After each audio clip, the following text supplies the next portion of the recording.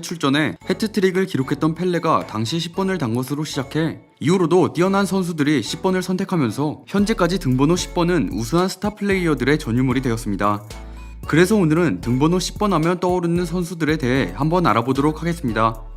이 영상에 나오는 선수들은 저의 개인적인 기준으로 선정했다는 점 알아주시면 감사하겠습니다. 그럼 지금 바로 시작하겠습니다.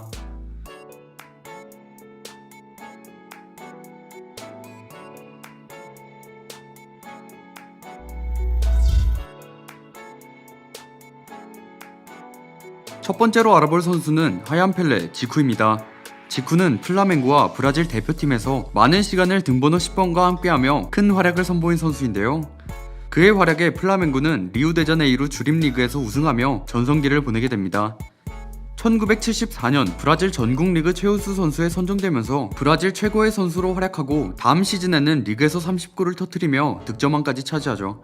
결국 플라멩고는 브라질 리그 최강의 팀으로 성장했고 1979년 지쿠는 무려 89골을 터뜨리며 수준 높은 플레이를 선보였습니다. 지쿠는 브라질 대표팀에서도 활약을 보여주었는데요. 1978년 아르헨티나 월드컵에서 브라질의 주전 미드필더로 활약하며 팀을 3위로 이끌었습니다. 이후 1982년 스페인 월드컵에서의 브라질은 역사상 최강의 팀 중 하나로 손꼽히는 팀이었는데 지쿠를 비롯해 호베르투 파우캉, 소크라테스, 토니뉴 세레주가 황금 미드필더 라인을 구성했죠. 브라질은 월드컵이 열리기 전까지 20경기 무패 등 최고의 성적을 보여주며 펠레 이후 최고의 브라질이라는 평가를 받았습니다. 1982년 월드컵은 무리 없이 브라질이 가져갈 것이라는 의견이 대다수였죠. 그리고 브라질은 1차 리그를 지쿠의 3골에 힘입어 3전 3승으로 가뿐히 통과하며 2차 리그에 진출해 그 기대를 저버리지 않았습니다. 하지만 이후 아르헨티나, 이탈리아와 같은 조에 속하게 되는데요. 지쿠는 아르헨티나를 상대로 득점에 성공하며 승리를 이끌었지만 이탈리아에 패배하며 2차 리그 탈락이라는 굴욕을 맞이했습니다. 이후 1986년 월드컵에서는 부상을 안고 참가하며 좋은 활약을 보여주지 못하게 됩니다. 이렇게 지쿠는 월드컵과의 인연이 없었고 그렇게 대표팀에서 은퇴하게 되죠. 두 번째로 알아볼 선수는 프랑스 역대 최고의 축구 선수 중 한 명인 미셸 플라티니입니다. 플라티니는 유벤투스 프랑스 대표팀에서 등번호 10번을 달고 큰 활약을 보여준 선수인데요. 플라티니는 1982년 월드컵 우승을 차지한 이탈리아의 우승 멤버들은 물론 여러 슈퍼스타들이 있었던 유벤투스에서도 팀 내 에이스 자리를 차지한 선수입니다. 그는 이적하자마자 리그 득점왕을 차지하는 맹활약을 보여주었고 유러피언컵에서는 준우승, 코파 이탈리아에서는 우승을 차지했습니다. 이후 83-84 시즌 그는 리그에서 다시 한번 득점왕을 차지하며 팀을 우승으로 이끌었고 유에파컵 위너스컵에서도 팀을 우승으로 이끌었습니다. 그리고 이후 84-85 시즌 플라티니는 유벤투스의 오랜 수건이었던 유러피언컵 우승을 이끌었는데요. 당시 플라티니의 페널티킥으로 결승골을 득점해 팀의 1대0 승리를 이끌었습니다. 유벤투스로 이적 후 3년 동안 최고의 활약을 보여준 플라티니는 1983년부터 1985년까지 3년 연속 발롱도르를 석권하게 되죠. 플라티니가 발롱도르 역사상 최초의 3연패를 기록한 것이었습니다. 그중 1984년 그는 프랑스 대표팀을 이끌고 유로 1984에서 큰 활약을 보여주었는데요. 덴마크, 유고슬라비아, 벨기에와 한 조에 속한 프랑스는 가뿐히 준결승에 진출했고 준결승에서 포르투갈을 상대로 연장까지 가는 경기를 펼쳤지만 연장 후반 결승골을 터뜨리며 프랑스를 결승으로 이끌었습니다. 플라티니는 결승전에서도 프리킥으로 득점을 기록하며 프랑스의 우승을 이끌었죠. 유로 1984에서 프랑스의 14득점 중 9골을 플라티니가 득점할 정도로 최고의 퍼포먼스를 선보였습니다. 세 번째로 알아볼 선수는 현 시대 최고의 선수 리오넬 메시입니다. 메시는 바르셀로나에서 08-09 시즌부터 등번호 10번을 달기 시작해 지금까지도 10번과 함께 엄청난 활약을 보여주고 있는 선수인데요. 그는 바르셀로나 유망주 시절부터 엄청난 기대를 모으며 화려하게 데뷔했습니다. 성인이 되기 전부터 월드클래스의 기량을 갖췄다고 평가받았던 메시는 성인이 된 이후에도 더욱 발전하며 현 시대 최고의 선수라고 불리고 있죠. 그는 거의 매 시즌 동안 말도 안 되는 기록들을 세워나가며 엄청난 퍼포먼스를 선보였습니다. 이런 그는 바르셀로나와 라리가 역대 최다 득점, 최다 도움, 최다 우승, 최다 승리 기록자인데요.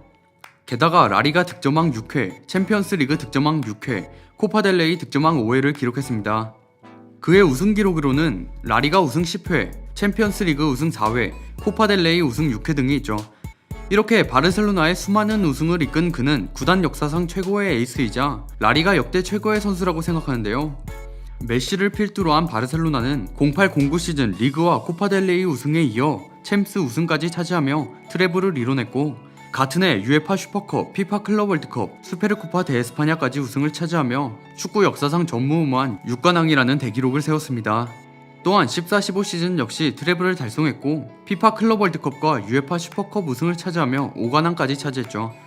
메시의 이러한 활약에 축구 역사상 최초로 6번의 발롱도르 수상이라는 믿을 수 없는 기록까지 세웠습니다.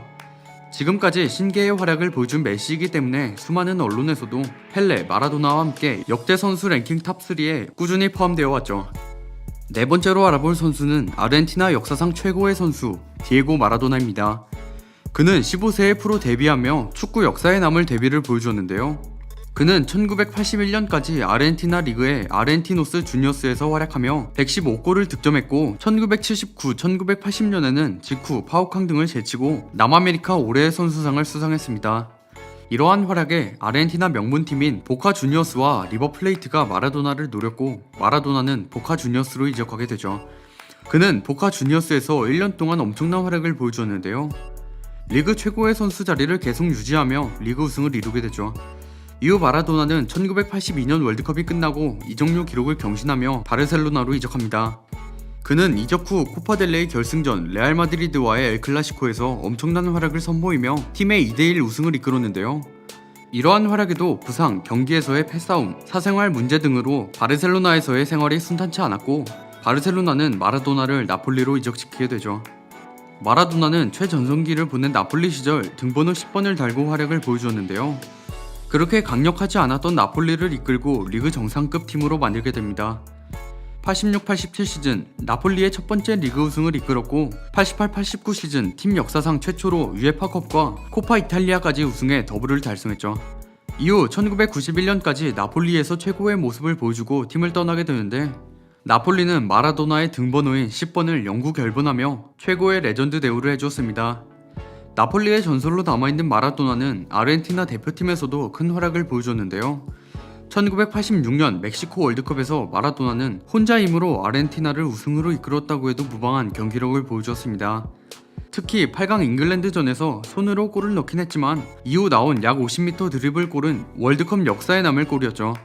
결국 4강과 결승전에서도 최고의 퍼포먼스를 선보이며 아르헨티나를 우승으로 이끌었습니다. 마지막으로 알아볼 선수는 축구 황제 펠레입니다. 펠레는 산투스와 브라질 대표팀에서 등번호 10번과 함께하며 축구 역사에 남을 활약을 보여주었는데요. 펠레는 산투스에서 프로 데뷔 후 어마어마한 활약을 보여주며 브라질 대표팀에 오르게 됩니다. 그는 스웨덴 월드컵에서 경미한 무릎 부상을 당하며 최상의 컨디션을 내기엔 무리가 있었는데요. 하지만 펠레는 소련과의 월드컵 데뷔전에서 어시스트를 기록하며 당시 토너먼트에서 가장 어린 선수답지 않은 플레이를 보여주었습니다.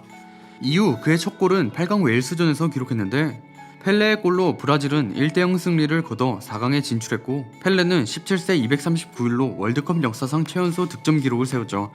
이후 프랑스전에서 해트트릭을 기록하며 승리를 이끌었고, 홈팀 스웨덴을 상대로 한 결승전에서 2골을 득점해 5대2 승리를 이끌었습니다. 결국 펠레는 브라질의 월드컵 최초 우승을 이끌게 되었죠. 펠레는 4경기 6골로 실버볼까지 수상하며 역사상 가장 충격적인 월드컵 데뷔 무대를 보여주었습니다.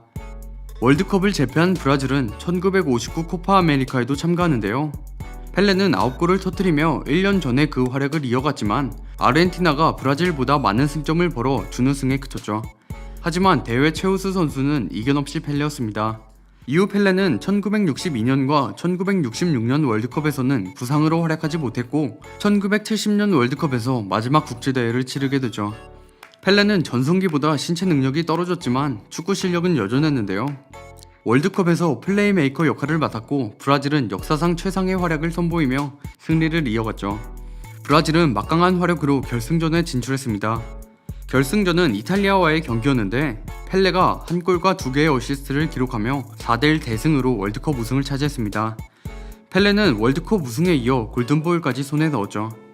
이 월드컵 이후 펠레는 대표팀에서 은퇴했고 1974년 산투스를 떠나 미국으로 이적해 미국 축구 열풍에 크게 기여했습니다. 지금까지 등번호 10번 하면 떠오르는